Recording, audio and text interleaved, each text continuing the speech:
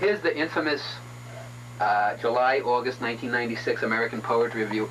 Those of you who don't know, this is the biggest selling poetry journal magazine in the country and probably even in the world. Well, maybe the Europeans value poetry more, but definitely in America.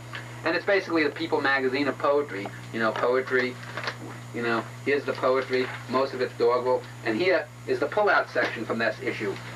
Doubled flowering from the notebooks of Araki Yasusada, translated by Tosa Motokiyu, Okuru Kyojin, and Oiji Norinaga. And here's the hand stenciled picture of the person. Apparently was a survivor of Hiroshima. Oh, politically correct people. Oh. And basically it's a bunch of doggerel. For example, here's a poem here.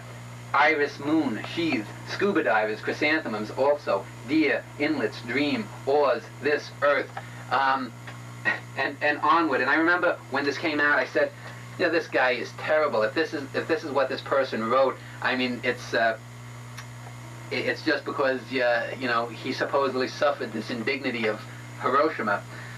Well, it turned out the next issue, 2 months later, on page, this Araki Yasusada was the pull-out section. He was the centerfold. He was the playmate of that issue. The meat. The meat. Page 47, next edition, 2 months later, September, October 1996.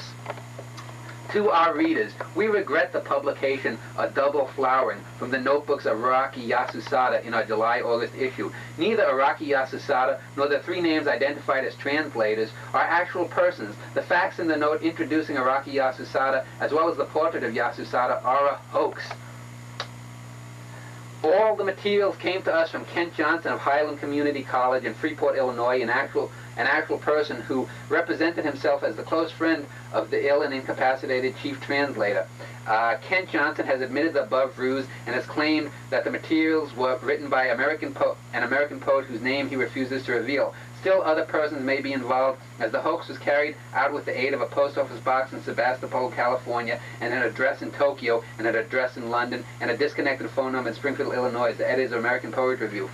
Here's the point, and it goes back to the thing in the early 1990s with those teeny bopper guys, Milli Vanilli. If you like the music, who cares where it came from?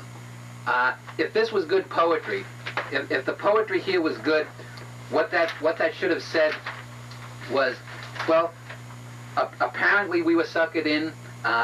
You know, we had this brilliant poetry that came to us, but actually the source of it was not what we thought.